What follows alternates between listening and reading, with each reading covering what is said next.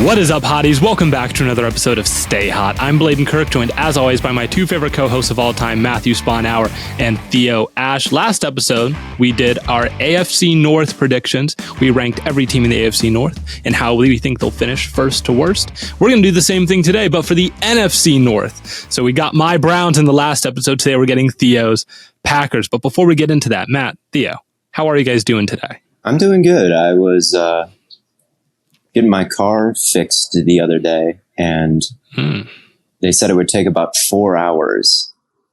And the car shop that I got it fixed at was at the foot of this big, it's either a big hill or a small mountain. And hiked up that, came back down, got my car. It was a good use of time. And I had my Oakleys on for this hike. Hey.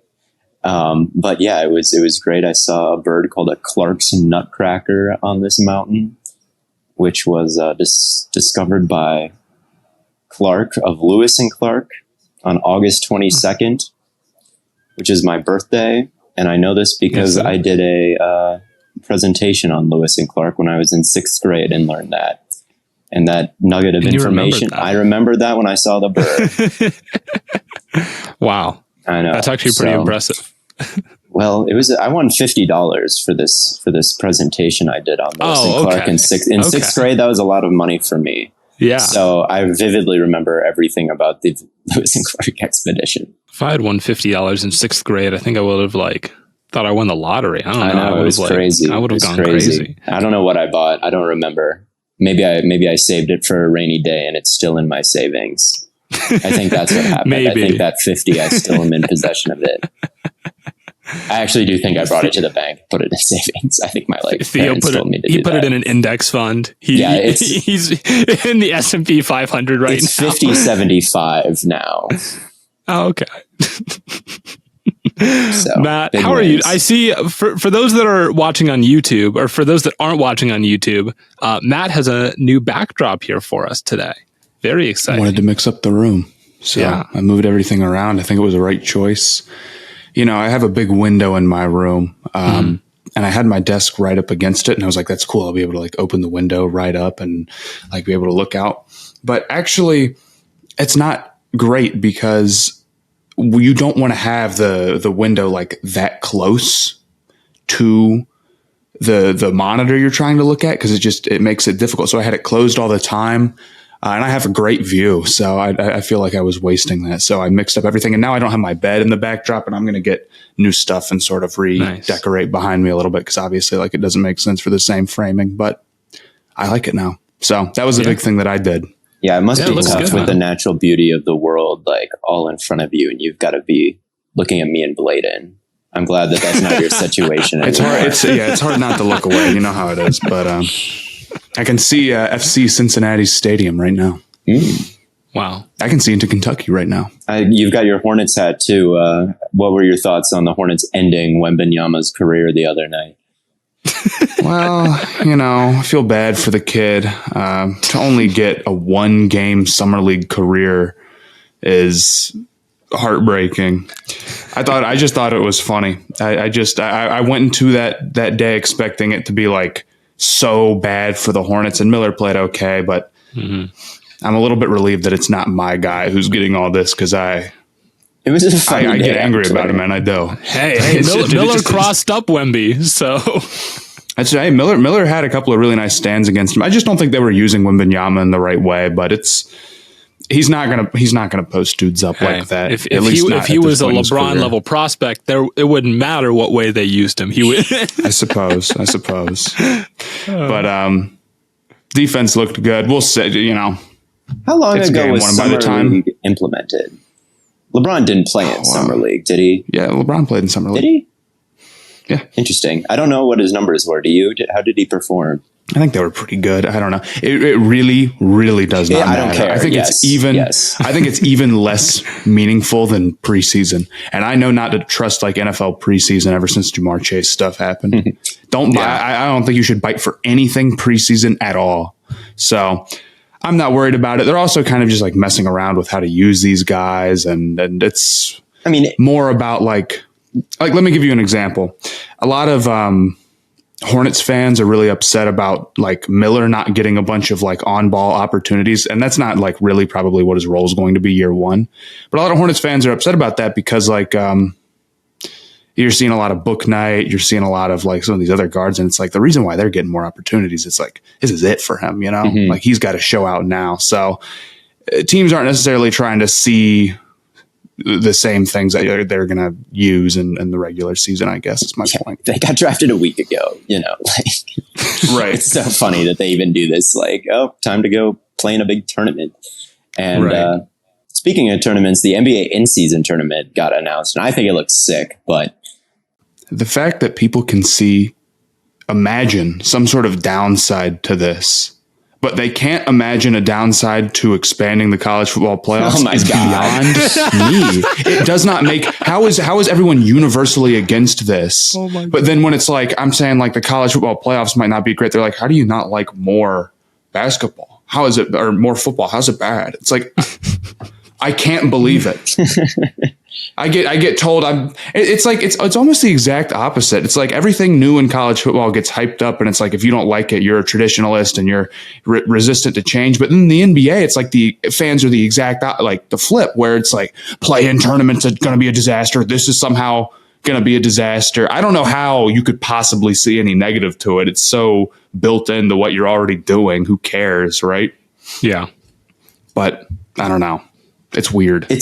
My take on it is that it looks exciting, like a tournament. I think the thing that makes it different than the NBA playoffs is that all 30 teams are in it. You know, that is really what makes it crazy is, you know, you can be the worst team in the league and have a shot. You're in the tournament. You can go on a run. And I think what I like about it so much is it's just a point in the middle of the regular season to kind of reset yourself, like to make up some ground if you're behind, or to really cement yourself as a contender as if you're ahead. Like, it's really going to be a point in the calendar to say like, okay, like after this is maybe when the season really starts to win the entire thing.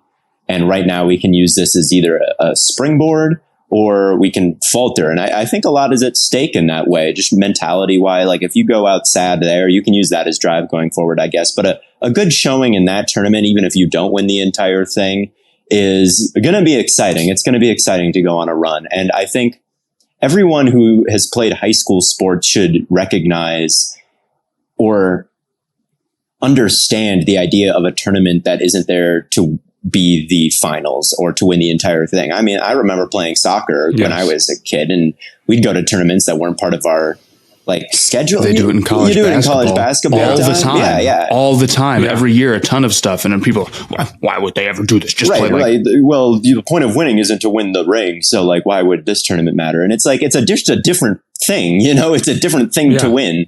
You look at soccer, I wrestled in middle school and we would go to tournaments. Yeah. All the time. Right. There's a billion things to win in soccer, and it's like, they're all important. They're not all of the same importance, you know? So I think it's going to be a really good change. And I think, you know, there's been a lot of new stuff in basketball with Wemby and the big sphere in Vegas that looks like a gigantic basketball. And we walked by that last time we were there. We did. It wasn't construction. It wasn't on. No, it wasn't. It wasn't even fully built. It was like, the top was still open and everything. I love it. I love that it's very cool. You can just look into the skyline and there's just a basketball the size of it's huge, man. It's awesome. The only downside is that it's not bigger. I agree. Facts, man. Somewhere. And what they should have a 30-lane highway leading up to it. It's really 30-lane highway right into it. Make it so big you can see it from space. Then we're talking. Yes. I don't want anyone to be able to drive. I don't like the 30-lane highway idea, because I don't think anyone should be able to drive in Vegas, because the surroundings should just be that distracting. I think they should build a dome around the city. Can we get 3 more Trump towers around there too? No. And then we're really talking. I think we should replace that with another basketball. Another dome. Anyway, do you guys want to talk some football? Yes. People are like, they're 10 minutes into the show and they haven't talked about football one time. It's okay. It's okay. Yeah, it happens. Well, the order that we went in last time was reverse order, worst to first from last season. So we're going to do the same thing here. So that means we're starting with the Chicago Bears. And Matt, I think I'll just throw to you first as our, kind of Ohio Charlotte guy pushing any and all narratives around those two places. Justin Fields added DJ Moore, and they already had an elite rushing attack last year. Do you think the passing offense takes a big enough leap to make this one of the top offenses in the NFC North? No, I don't think it'll be one of the top offenses in the NFC North or in the league. NFC North. In the NFC North. I don't know. Maybe. I mean, here, what I think is funny about it is like, okay, DJ Moore and Justin Fields. If I told you right now, if you're a Bears fan, if I told you right now that those two players had really, really like high end, top of expectations seasons, how bad would the rest of the team have to be for you to consider a loss? Like the way I'm viewing this Bears season is like, they're not like a team that's going to go like on a playoff run. This is what matters. Right. It's like those two. And obviously there's more to it than that. But in my opinion, it's all about, closing the talent gap a little bit and just seeing what you have in Fields if you're the Bears. And while I think that, Justin Fields definitely can make a leap, I don't know if I'd bet on it being one of the top offenses. If you say in the NFC North, I'm like, yeah, I guess it could be like 2, 3. I don't know. Top 3 in the NFC North. No, I was right. I think I'm pretty bullish on Fields, really. Like, I just think that his athletic gifts are so special. And I think it would be foolish to ignore the progress he made towards the end of last year, because there was progress at the end of last year. It's easy to forget that because of where he finished in all the stats. And it's like, if you view last season as a monolith, it ended at the bottom of basically every single passing statistic. But you got to remember, right, like, improvement is not always, year 1, you're bad, year 2, you're great, year 3, you're even linear. Better. Yeah. Like sometimes it comes at different times. Yeah. And I think for Fields, it started happening towards the end last season. And I think that is also something we saw a bit with Josh Allen. It's a very Josh Allen-y arc. Mm-hmm. And I think he can be just as dangerous as, maybe not just as dangerous as Josh Allen, because Josh Allen's arm is just out of this world good. But I mean, Justin Fields is out of this world good as a runner. I mean, there are plays where he looks like prime Adrian Peterson or the best running back in the league in the open field. I'm not kidding. There's a run against the Vikings. I posted it, and it's just like his high end speed is just absolutely ridiculous. And right, that is a danger. And he was a really good passer at Ohio State. So it's like a blend of those two things. I mean, if you would tell me right now Justin Fields won an MVP at some point in his career, I would be like, okay, like I can see the vision of him being an absolute planet at quarterback that just is incredibly valuable on both sides of the ball, at least from off like running and passing. Yeah. And you can't do it alone. Like no one can do it alone. When Josh Allen came into the league, who were his wide receivers? It was like rookie Zay Jones. It was atrocious. Yeah. And then it was Diggs. And then once you had Diggs, it was like 5'8" Cole Beasley. Like you couldn't, right. There was no catch radius. You had to be absolutely pinpoint, which he wasn't. It wasn't a good, receiving core for his skill set. It's John Brown there, who's also tiny.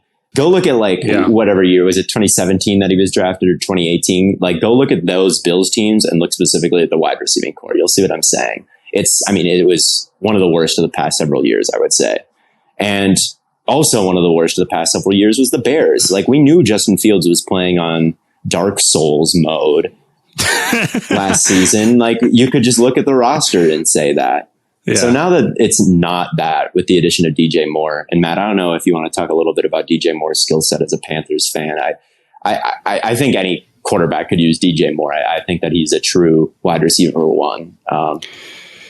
He's pretty like well balanced as a receiver. I don't know if there's any like one. I'd say he's probably a little bit more on like the physical end of things. Like I almost view him as kind of like an AJ Brown light type deal, where he's like really, really solid, kind of after the catch stuff is really good. And then the way that, he's got that break tackle ability, but he's also a guy that you can, throw to down deep, and he's got very clean routes. So, I mean, he's a very, very typical wide receiver one. Right. And it's been all this production with worse passers than Fields, I would say. Like Fields statistically was horrible, but I'm taking Justin Fields as a passer over Baker, sadly, and I'm taking him over Kyle Allen. And DJ Moore has still been a beast, and his yardage pace over the first couple of years of his career is on par with basically anybody not named like Randy Moss and Justin Jefferson and Jamar Chase, like, and maybe Odell Beckham. But he's real good, and I think the two of them could have big years. I worry a little bit about the line still. I worry about Darnell Wright year one. Going from that Tennessee offense, you always heard about how Hendon Hooker, his stats were a little bit fake. You always heard about it with Jalen Hyatt. It's all across the board. Everything is going to be different. And I'm not sure if Darnell Wright is totally technically sound enough to make that transition seamlessly. And there's a lot of tackles who are really good now that were not really good their rookie season. Like that doesn't indict him for his entire career. But like year one, I'm not so sure about him. He's more of a hugger than a puncher. And I think that he's, a little bit robotic and not super, elastic and bendy and flexible as a tackle. So there's some technical things that I think are a problem. I think at number 9, he was a bit of a reach, but I think the dropbacks are going to be the thing that's right. And he's used to protecting Hendon Hooker, who takes one step and throws. So that outside shoulder was never like a real threat for college edge rushers. Like you couldn't really run the arc and sack Hooker because he's not running back. The ball's already gone. Yeah. So Darnell Wright didn't really have to deal with that. So there's a couple of things that make me a little bit skeptical about him, but he is a beast. He is big. He is strong. He was very successful last season. So there's a lot of potential there. Obviously he went number 9. I worry a bit about the line. I worry a bit about the depth at receiver still. I worry a bit about Fields still. Obviously it's not some lock that he's great. But I tend to think that the Bears offense is going to be maybe not best case scenario, but like good case scenario. Yeah. Still an effective rushing offense. Mm-hmm. And then if you can at least get some big playability through the air. Mm-hmm. You got to be able to hit the consistent stuff is what it's going to come down to. The easy, the quick stuff. The big playability I guess they couldn't even, they weren't even getting like anything through the air last year. So yeah, I think it could be a really weird offense. I think about Chase Claypool, who is a down the field, ball winner. He's not always that, but that's what he's, supposed to be good at. Supposed to be. And DJ Moore is kind of the same thing, right? Like a deep threat. And that's kind of how I am. Fields is a big game hunter and he's got a big arm and he wants to throw these goes. I wonder if that consistency is going to be there, but like the big plays are just off the charts. It could really be that way where they're leading the league in explosive plays on the ground again. And they get up there in explosive plays through the air again because they've got the receivers. But like, do they really have that nuanced underneath threat? Maybe Cole Kmet becomes that. I think he could be a key for this offense. It takes tight ends. Too. They have Tunyon as well. Yeah, you're right. 12 personnel. Maybe those two fill that role. It takes tight ends a while to break out, and Cole Kmet could be that guy. But it could be kind of a wonky offense where it's above average, but completely inconsistent. And maybe some weeks they put up, 40 on a team, and some weeks they just look like a complete mess. That's not off the table either. Yeah. Because you're right, Matt. The consistency is going to be a big thing, and I'm not totally sure that the pieces are there for that yet. I think last year they were just a team that was like a year away from being a year away, is kind of the saying. And now I still feel like they're a year away. Because you look at the defensive side of the ball, and it's like, okay, you can see how the linebackers are starting to come together a little bit, even if you don't like, some of the deals that they've made and their overpays. An overpaid good player is still a good. It doesn't player, matter right? on Sundays how much they're getting paid, right? Yep. I mean, but. And like the secondary, okay, they've got some rookies in there, and the safety play can be good. And it's like, okay, you've got Jones, so it's like, okay, you can kind of see how the secondary has the upside and the linebackers have the upside. The pass rush isn't going to be there. Yeah. I don't think there's any upside for the Bears to have anything other than. It's like if Garvin Dexter wins like Rookie of the Year, you're going to have to hope. You're going to have to hope. Yeah, I mean, it's putting wild, and I like the tackles that they got, but. But when we're talking about edge rushing, I mean, it's the weakest edge rushing unit in the league by a country mile. I'd have to think, unless there's somebody I'm forgetting. I mean, you got to remember, for as much as the Bears added, a lot of these guys are rookies who are going to be expected to be starting right away. And this Bears defense was far, far and away the worst in the league last year by such an insane margin. It's hard to describe. So I just think there's a lot to make up there. I think you're going to have a quarterback who I think will look better, but is still probably going to make some mistakes. I think it's going to be tough for you to string together enough wins to make the playoffs, but I do think they'll head in the right direction, even if that maybe doesn't end up being, like a bunch of wins this year. Do we still have this team last in this division? It's such a tight division from top to bottom, but I think I do. I think when you have the worst passing offense and the worst defense by far, like, you can project a lot of growth. And I think that's still mid, and mid is okay. Like, it's okay for the Bears because that is huge growth. And they still have work to do. Like, if they can get some edge rushers in the next draft and the next offseason, and the offense looked like it was making strides, you can say everyone should be in on this team as a playoff contender 2 years from now. But as it stands right now, I do think I have the Bears at number 4. They could still, they could be a 7-win team, and they could still, I think, be 4th. There's some possibility for that. Although I don't know if I consider this division the greatest. No, I think it's okay. I just think it'll be tight. Yeah, I think it's a close division. I think that this is kind of a mid-off. Especially with the Vikings, Packers, and Bears. I think that those 3 are all just kind of a jumbled mess after the Lions. And the spoiler alert, I have the Lions at number 1. But and if they didn't win, it wouldn't necessarily shock me. It's not like the Lions are like a country mile, like they're a Chiefs caliber team ahead of a bunch of bad teams. But I do feel pretty comfortable putting the Lions at 1. I don't feel super comfortable ranking literally anything after that, but I do think I have the Bears at 4. Today's episode of Stay Hot is brought to you by our friends over at Oakley. Express your style and build a brand that is made for you. Oakley's really changing the game out here, man. I already know Theo always brings up the colors in these things and just how vibrant they make the world look around you. It's true, man. They really are changing the game, and it's time to discover a whole new world of possibilities. Do you run? Do you golf? Do you train? Or maybe you just want to look like your favorite athlete, Lamar Jackson or Justin Jefferson? Then you need to get yourself a pair of Oakleys today. Here at Stay Hot, we're all about look good, feel good, play good. That's why Oakley is the perfect partner for us. We don't leave our house in the morning without our Oakleys. And with summer just around the corner, that means you need to upgrade your sunglass game right this second. Did you know that Oakley even offers prism lens technology? Now, what is that, you might ask? Well, it's a proprietary technology unique to Oakley, perfectly suited for both peak performance and everyday settings.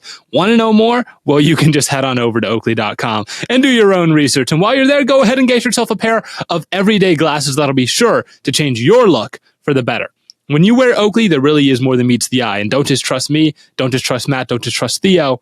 Try it for yourself. I've worn a lot of sunglasses brands in my life, and I can assure you Oakley is not only the best looking, but the best quality out there. So again, head on over to Oakley.com for more information today. Well, next up we have the Packers, and Theo, this is your team. And obviously the big thing that you have to look for is Jordan Love, and how is he going to be this year? Do you think, because this is the Rodgers, right? It's like the Rodgers placement kind of. Do you think, compared to Rodgers' first season, how do you think Jordan Love will fare? I mean, I don't remember much from Rodgers' first season. I was 9 years old. 7 or 8. Yeah. But just maybe just from a statistical stand, Rodgers went 4,028 and 13. 28 touchdowns would be pretty good for Love, I would say. I think that he could be fine. Here's what I think.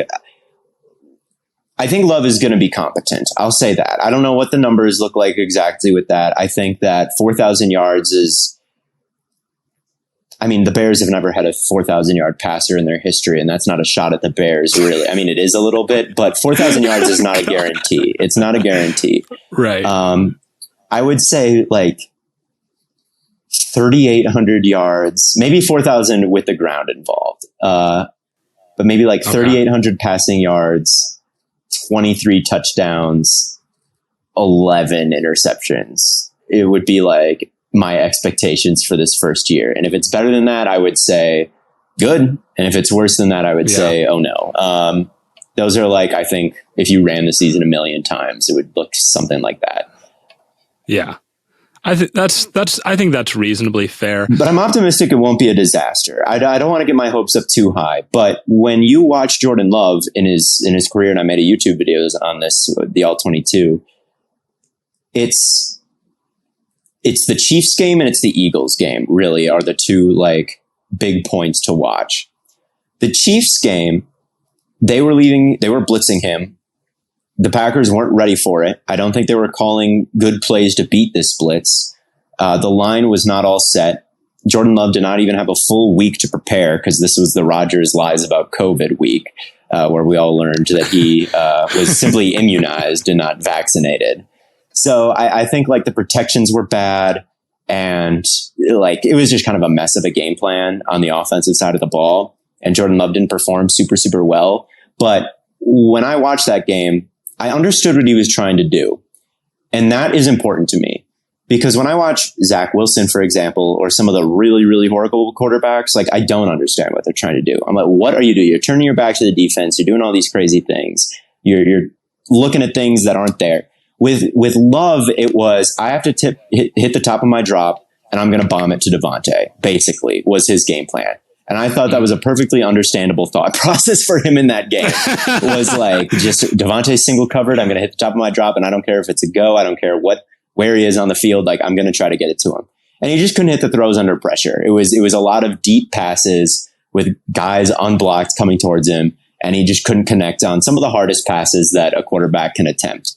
And I think that's a forgivable thing for a guy just kind of getting forced in without really expecting it. And what it showed me, and even going into the Lions game where he came in because it was a blowout that season, he was hitting the top of the drop and getting the ball out decisively. He was throwing with anticipation. It wasn't always going super well, but it was like he is trying to operate within the framework of this offense. And some of these throws were very high level.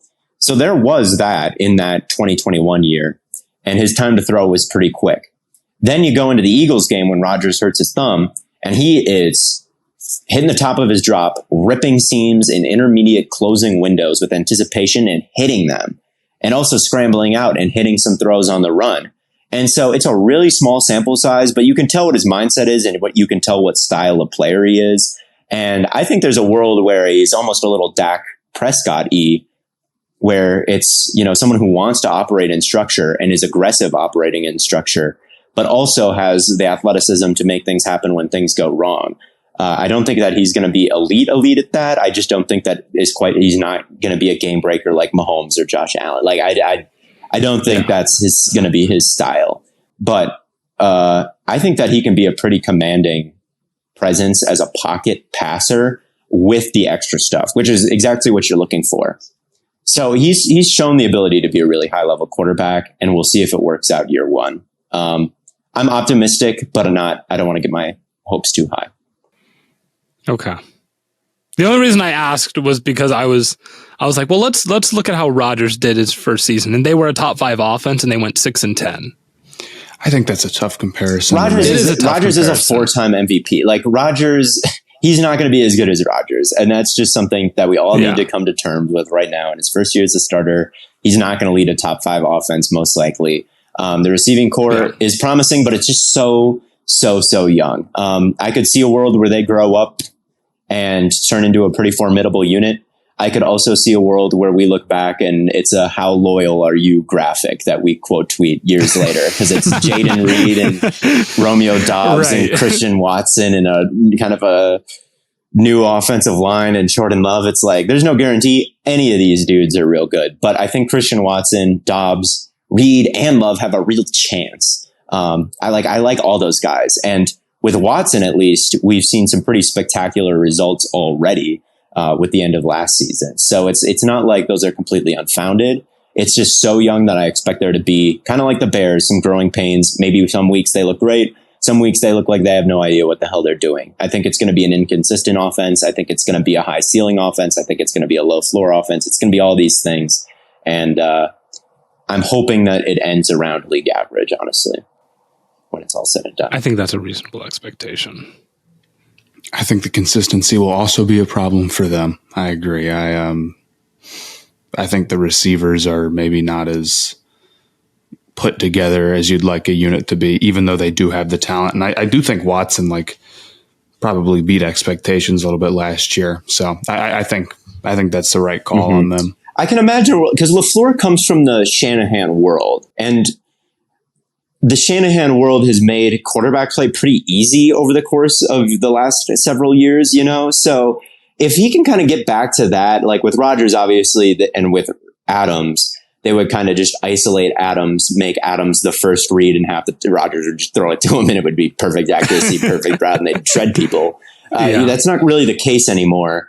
But I still think that they can kind of undergo a little bit of an identity shift and hit Watson on a bunch of, routes on the move, crossers over the middle, and have them rack up a bunch of yak yards and stuff like that, while having a pretty good running game with Aaron Jones and AJ Dillon. Like, I can kind of see that, like, if LaFleur starts to really cook with the Shanahan stuff, I know that's kind of a blanket term, but it's like, get Watson, easy looks, get him the ball on the move, have a really good running game. Dude, honestly, you just got to get him the ball. Just get the ball in his hands. Dude, just give him, I give him like 8 or 9 end rounds a game, man. So seriously, one of them's got to break. One of them's going to break, right.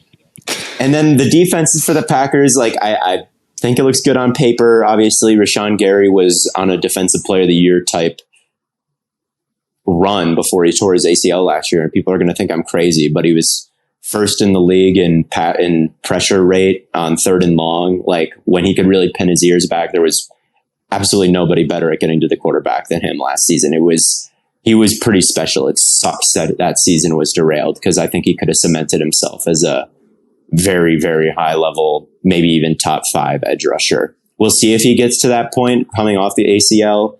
Kenny Clark had a great year, and I think you can bank on him being real good. And then Van Ness, we'll see. I think that he's going to offer what he offers. I think that he's going to have a couple good reps a game where he crushes the pocket. But again, is he going to be consistently beating the tackle across from him? Probably not. But I think there are going to be a couple matchups against weaker guards where he can maybe just bull rush his way right to the quarterback and have a couple good games. And then Preston Smith has been a decent player for a long time. Quay Walker was really coming into his own at the end of last year until he pushed that athletic trainer and got suspended and walked off the field crying. I know that was kind of a tough thing in what was essentially a playoff game on a Monday or Sunday night for the world to see. But trust me, he was playing well outside of that. And then Jair is obviously incredible. Russell Douglas is pretty good. Eric Stokes is healthy again.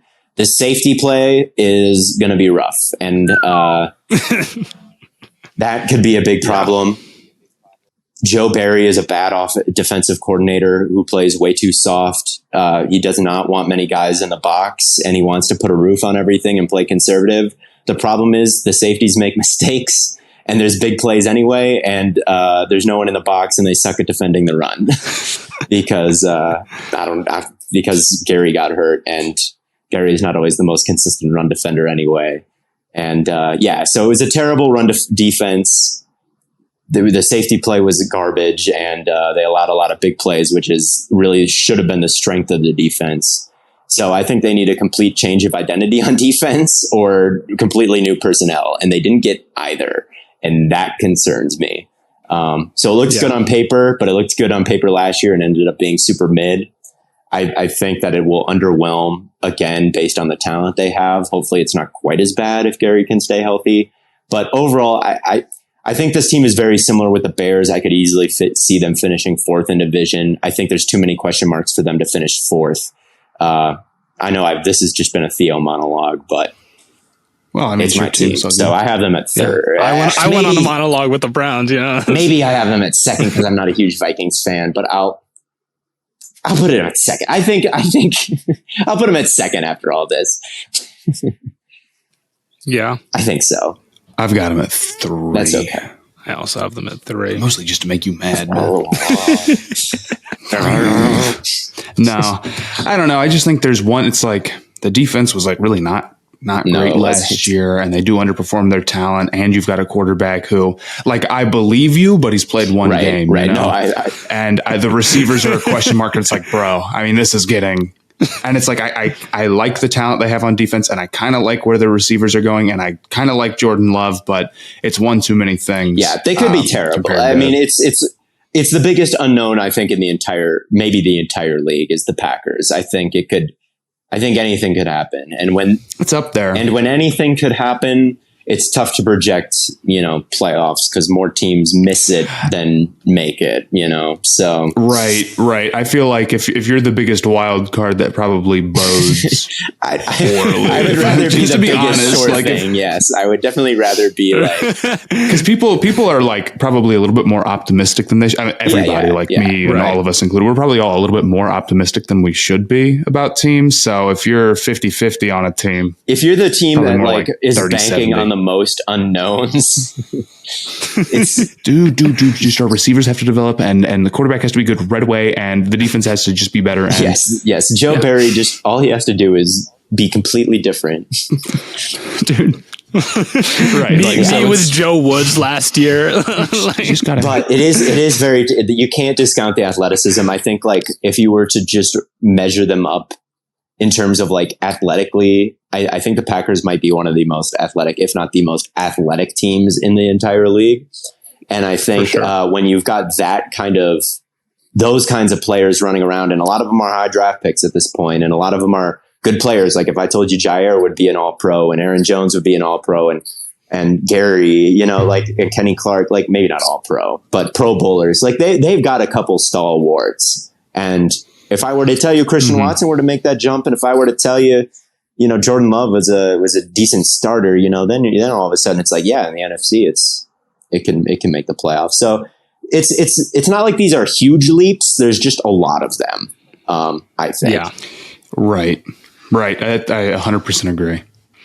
Yeah. I just, if we're going to move on to the Vikings, who, Matt, I think we both probably have them at 2. And that means, Theo, you probably have them at 3.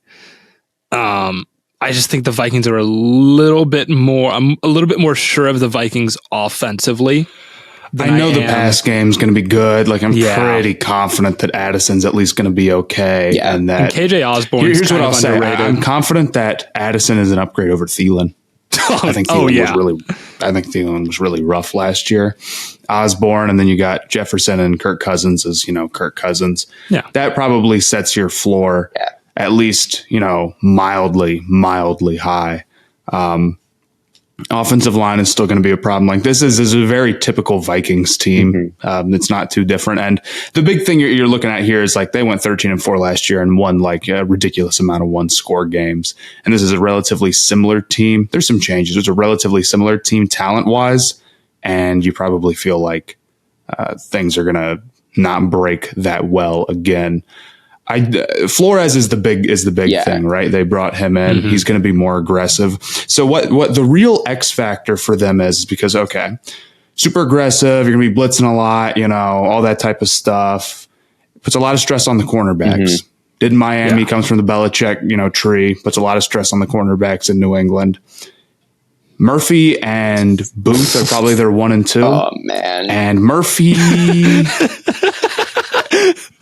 is all right. I think Murphy's is all right. He's like an okay 2. Booth it did not look good in the short amount of snaps he played last year. And he's aboard. If that doesn't work out, their defense I think is going to be awful. I don't think what Flores wants to do works if the cornerbacks just stink. Yeah, I agree. Unless he can like figure out a way to like develop these corners. They're gonna run that like cover 0. I can see it now. I see the touchdown on a slant pass on the cover 0 super duper blitz. Yeah. With my eyes closed. We'll see about Lewis Seen because he's another first round rookie in the secondary that was hurt all of last year, and he's got a rocket up his ass. He can fly around, and if he's going to be the single high in cover 1, and maybe he can make some plays that way that other guys can make, and he could be a good fit. Or maybe he's, if he comes down and blitzes on cover 0, he can teleport to the quarterback. I'd bet. Like, he's a really athletic guy. But I mean, one blown assignment and it's a touchdown, and there's going to be a lot of opportunities for that in this defense. I feel like I just don't. And they got rid of Zadarius Smith. They got rid of Dalvin Tomlinson. Yeah. They might get rid of Danielle Hunter. They got rid of Eric Kendricks. I just think this defense is going to be ass. I'm sorry. Like, I like Flores took a defense in Miami and really a team in Miami that didn't have much talent. I mean, the tank for Tua year was real. They really were doing that, and they ended up. I think they had the worst defense in the league that year, and I think they were awful. Yeah, like, he didn't have too much to work with, and there were still some years where he could get like number 1 pressure rate with defensive lines that shouldn't be the number 1 pressure rate. So I think they can still get pressure, but I just think there's going to be a lot of big plays against this defense, and I just don't think there's going to be consistency. Or what's the other thing? Like, if you're not going to be consistent, at least, I guess, make a bunch of splashes, and maybe there's a bunch of splashes, but I don't know, man. I think it could be pretty rough. Hey, they still have Harrison Smith, man. You know where they ranked? He might be turning 35 this year, but I'm not too moved by 35-year-old Harrison Smith in this defense. I'm afraid. You know where they ranked in DVOA last year? If someone could look this up to know exactly, but if you guys could hazard a guess, like, I would like to know what your guess is. And I don't know. Defensive DVOA. I have like maybe I'm going to guess it's low since you're saying this, but I don't want to guess too low and be a jerk. So I'm going to say 25. 25 lower. It was like 30th, 28, 26, and that's not even in defensive. Okay. That's overall. They were like the advanced analytics say that this was like a bottom 5 team last year. And I know that Viking fans will say, like, we're winning the game. Who cares if the advanced analytics say they're fake? We're winning games. And they do deserve a lot of credit, because at the end of a close game, it's you versus your opponent. They always mentally locked in and were able to execute better than the opponent. Like, it's not a random dice roll, right? It's human beings playing a sport, and one team executed better than the other. But it's a new team, it's a new team, and it's tough to maintain that mindset. And you don't know what you're going to get all the time. So I do think like heavy regression is coming. And I think like advanced analytics to measure player performance can be a little bit rough sometimes. But when the entire team is this low in that stat, that just is screaming just huge regression, like monster regression. Yeah. And when I see the defense and I see what they lost and what they gained, and I look at the offense and I see what they lost and what they gained, I can't imagine they have anything close to an above average rushing attack to lean on. And they've got Kirk and Jefferson. And I think this might be a defense that just is terrible, an offense that leans a little bit too much on Kirk this year. And maybe after this, they look to replace him, because that's been rumored for a while now. I think this might be, they've kind of been trying to soft reset things. I think they may very quickly have to hard reset things. And I think that they could finish 3rd or 4th in this division. And that's my little hot take. Yeah. I mean, all three of these teams the Bears, Packers, and Vikings, they could all suck. Like, they could all.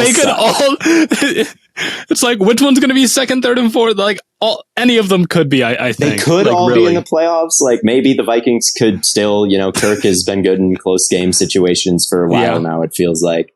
So maybe they do sustain it. Maybe they do win some games, and maybe Flores is better than Donatel. I think he's a better coordinator. I think he's proven that. So maybe it's good, but they could all suck. And right now, in terms of like arguments for sucking, maybe I'll change my order. Maybe it'll be Vikings 4, Packers 3, Bears 2. Maybe that's a big change. But in terms of like arguments for sucking, that might be how it goes.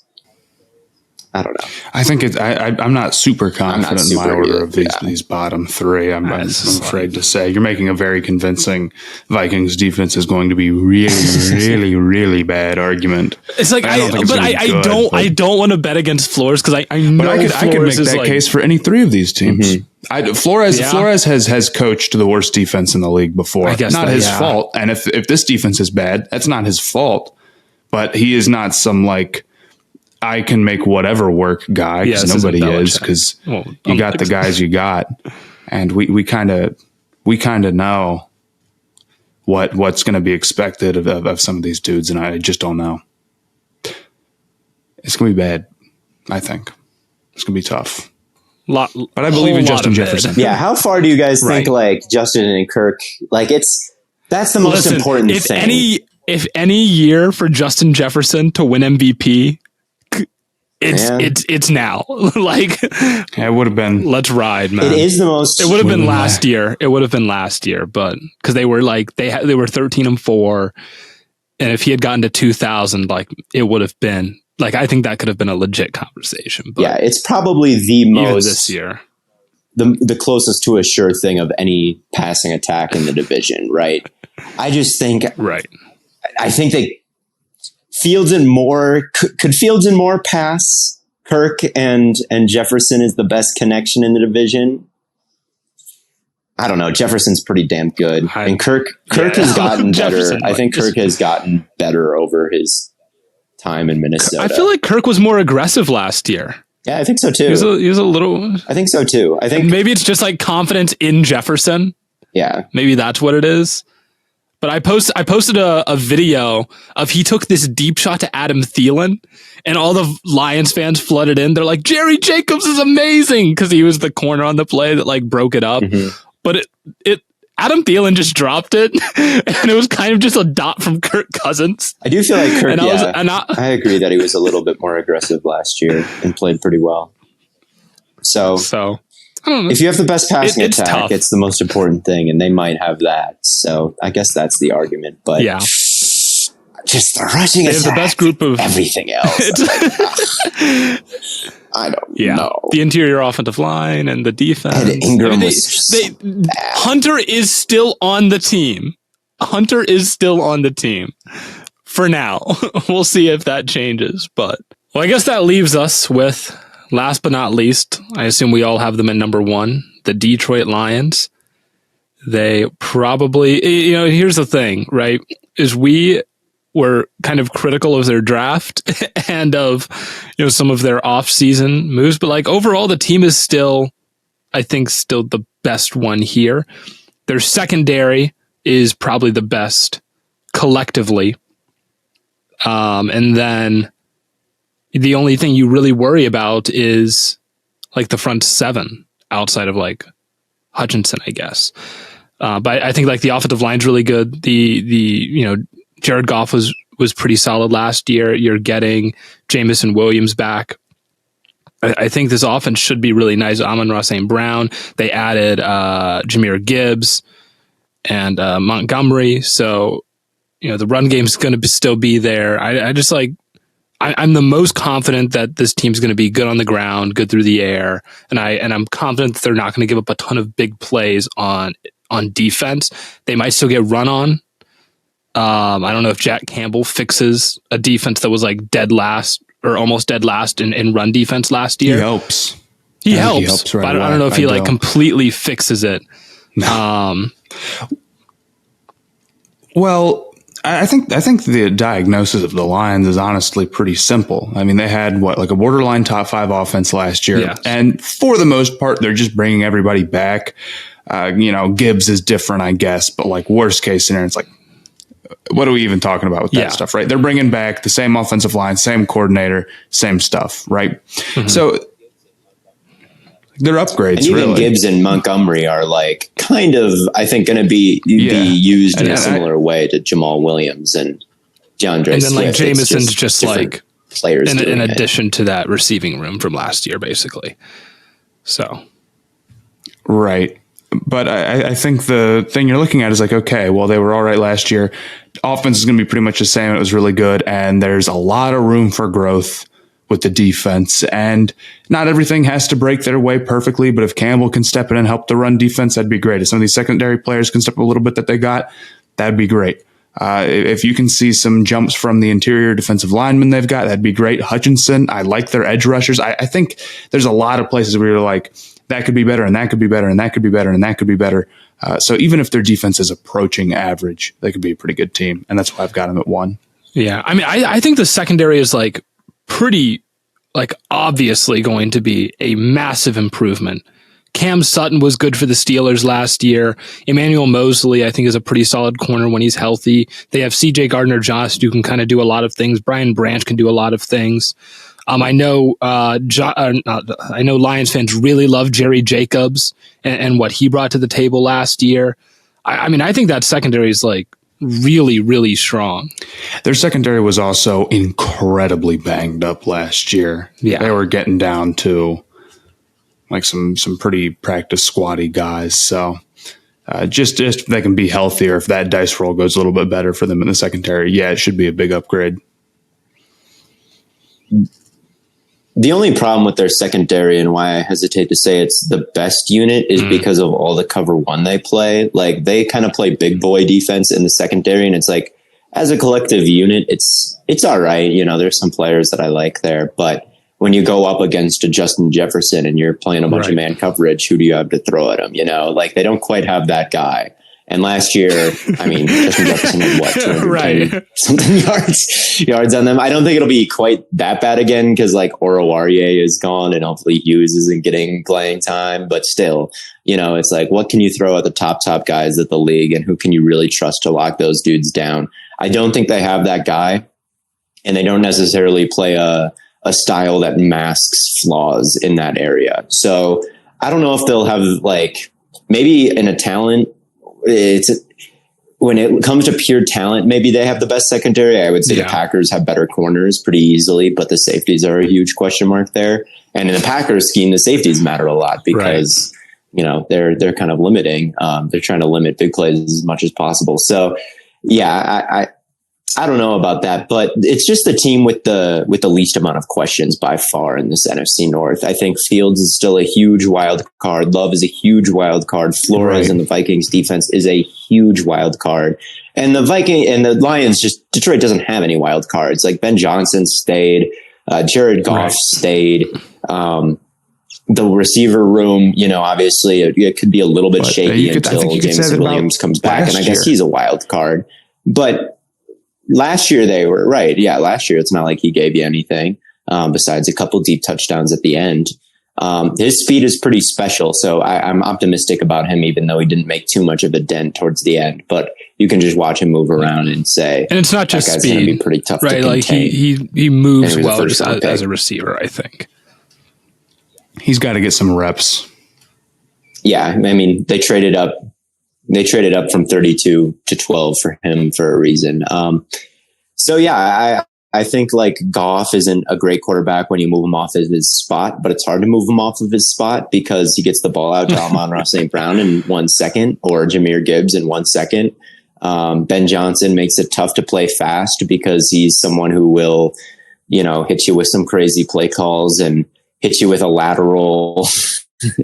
If you're the Packers, remember that swing out to Swift and then they lateraled it backwards for a first down. So like you can't really pin your ears back versus Ben Johnson and the stuff that he does. And you can't really get pressure with 4 because the offensive line and they've got the dudes to beat the blitz. And it's tempting to do that to get Goff pressured because like that's how you beat Goff, but you can't really do it against everybody else on this Lions offense. And that's why it's such a good unit, even though Goff is a limited quarterback late in the down.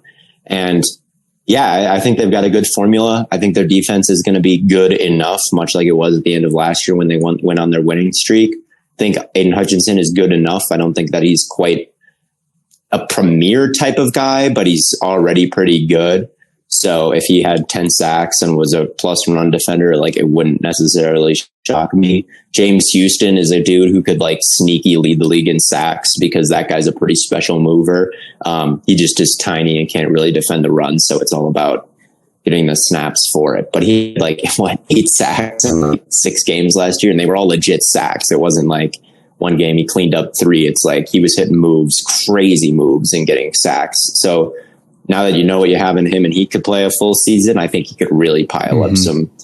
You know how Robert Quinn some years will have like 18 sacks and then like the next have 2.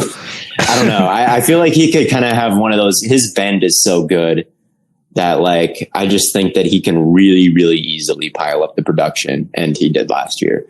So yeah, it's a good team from top to bottom. If they were in the AFC, maybe it would be a different story because I don't know if they have the high end talent on the defense and maybe Jared Goff would be a little bit too limited, but they're in the NFC and they're in the NFC North. And I just don't know how you look at this roster and are like, maybe you're really, really bullish on Love or Fields or Cousins or I don't know, Flores, whatever you want to say for the Vikings, and say that they're going to win.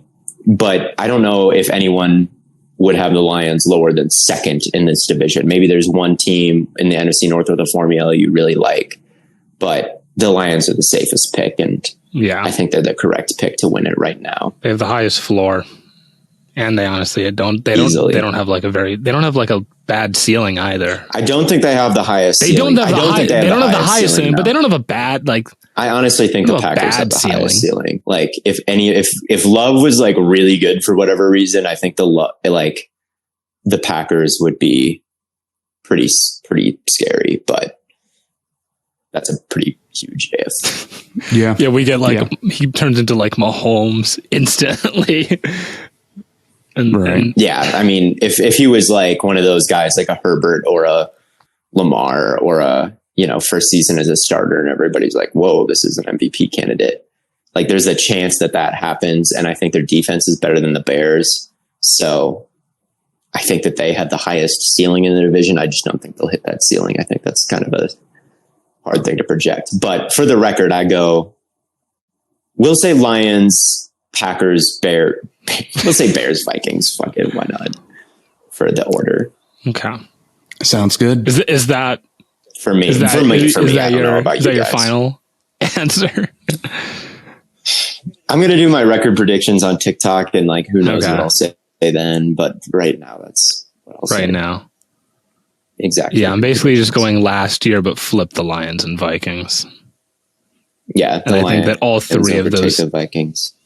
And then I just think that like all three of like the Lions or the Vikings, Packers, and Bears are going to be like I want to project like chaos in this division because I really think it could be kind of a weird order.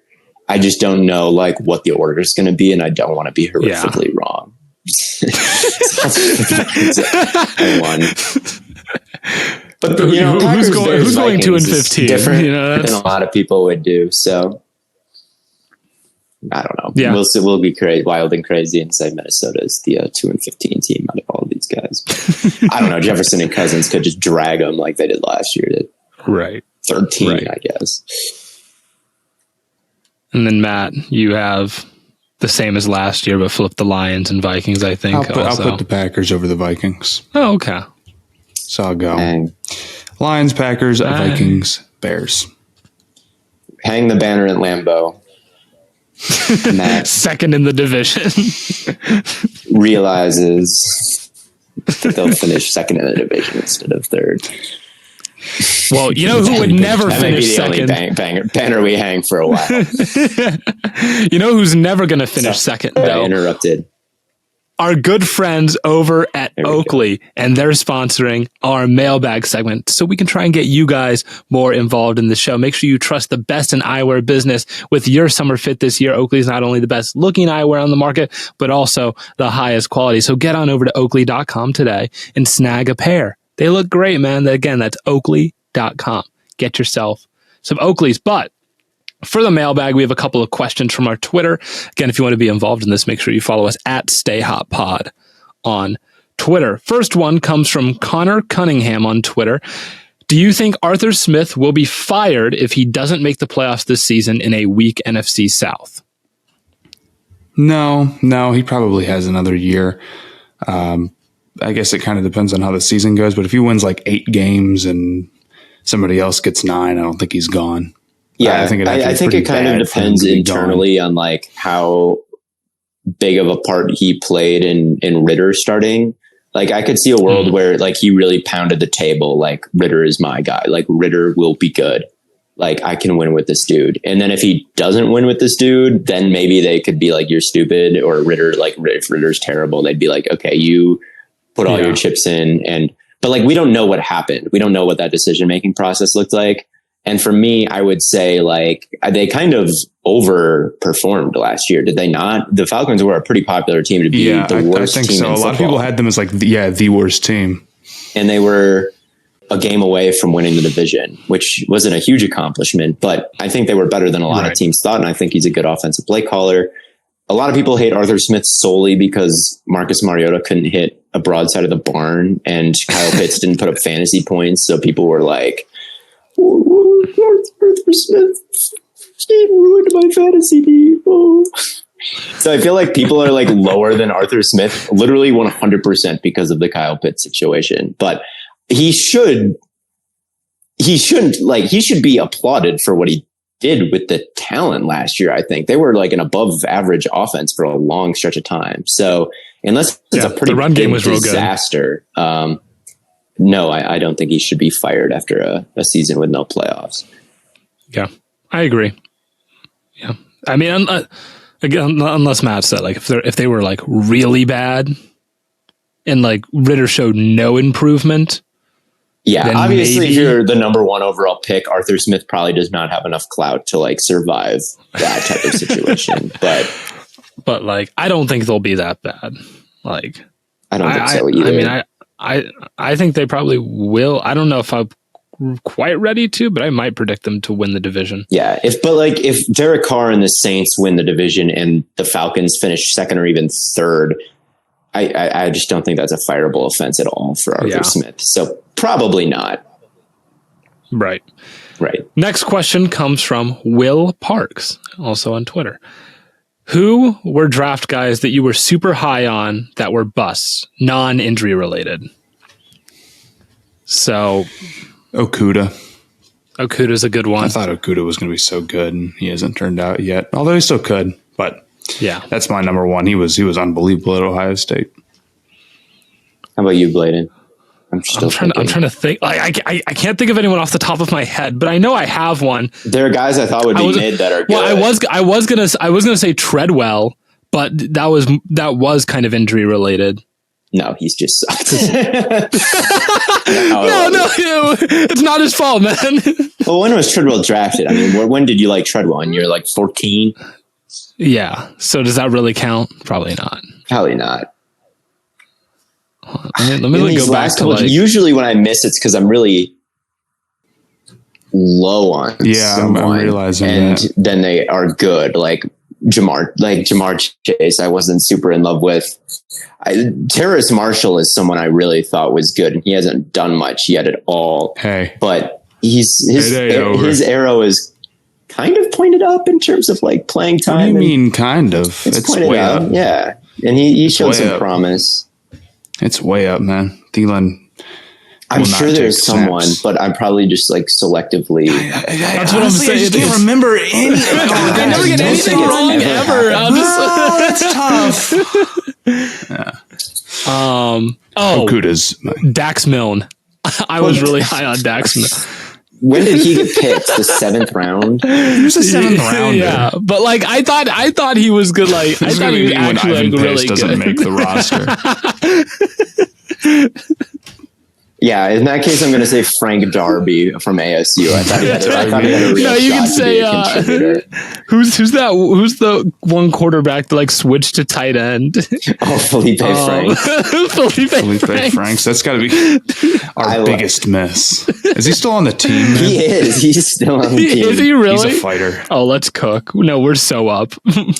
Yeah, we'll say Felipe Franks. I never really thought that he was going to be like really good, but I did think that he was a solid bet in the second day of the draft because he was just such a physical freak and he just did nothing. So I guess that works. Yeah, he definitely did not live up to he was not worth talking about at all or hyping up in any way, which is exactly what I did. So yeah, that's a pretty good. Yeah, it's just like... Yeah, I just haven't been actually scouting for that long, so it's tough like to say like Marshall, who's actually terrible at this point. Yeah, Okuda's the only one that I think like most people thought would be really good, that we also thought would be really good. Because most people thought Zach Wilson would be really good, but we all didn't like Zach Wilson. Yes. Maybe Lance too, but again, it's like tough to say that he's terrible at this point. Yeah, it's like This will be like his first full year. Like, I'm sure the comments can remind me. I'm sure they have it more top of mind than me. So look in the comments and figure out who I hyped up and just sucked. Facts. Felipe is a good answer. Felipe. I'm sure there's someone that we're forgetting. I'm sure. But I just can't think of anyone top of mind. Again, because we never get anything wrong. But that's right. I think that pretty much wraps things up. We'll be back with another division. Let us know in the comments which division you think we should do next, because we've done the AFC North and the NFC North, so we could really go anywhere from here. Yeah, we could travel. I mean, the obvious next step would be to go to the NFC South. Is that obvious? Yeah, we did my Browns, your Packers. Next would be Matt's Panthers. Oh, yes. So that would be the obvious next step. So maybe that's what we'll do. But until next time, thank you all so much for tuning in. And as always, we will catch you on the flippity flop.